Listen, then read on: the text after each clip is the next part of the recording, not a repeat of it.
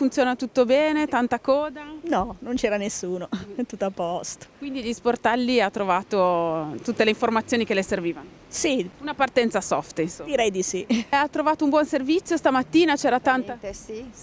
coda? Abbastanza. Come valuta questa misura? Secondo lei è una cosa efficace che è stata studiata o no?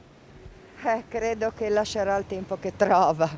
Coda tanta? Coda, sì, tanta coda. Però procedure semplici. Sì, semplici. Come valuta questa misura? Secondo lei sarà una cosa È efficace? una cosa efficace che funziona, che siamo tanto contenti. Quindi pensa che possa essere una cosa positiva per l'Italia? Cosa positiva, sì. Io ho molti dubbi, però anche perché stanno chiedendo redditi di cittadinanza a persone che sono già seguite in altri modi, quindi non so quanto la duplicazione degli aiuti possa servire. Quindi bisogna vedere se la misura sarà efficace. Secondo me sì, perché ci saranno molti problemi, secondo me, da quello che si vede e da chi richiede le domande. Vedremo. Hai trovato coda stamattina? Abbastanza, però no, sono stati abbastanza rapidi, io poi non ero per reddito di cittadinanza né nulla, quindi... Secondo te è una cosa efficace?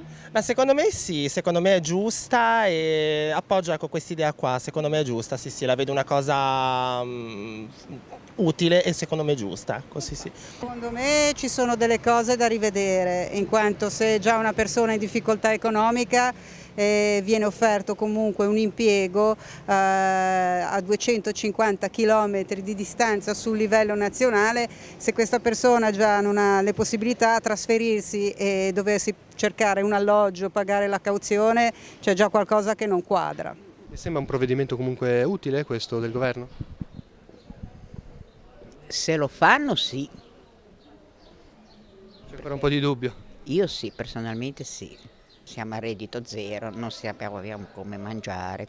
Cioè io ho letto l'opuscolo, cioè tu devi spenderli tutti questi soldi, cioè roba da mangiare, bollette, e medicinali eccetera eccetera. Però se a uno ci manca un paio di scarpe, visto che poi sarebbe tutta una cosa comandata dalla posta, no? Se ho ben capito. Diciamo che c'è ancora un po' da chiarire alcuni aspetti. C'è da chiarire ancora alcuni aspetti.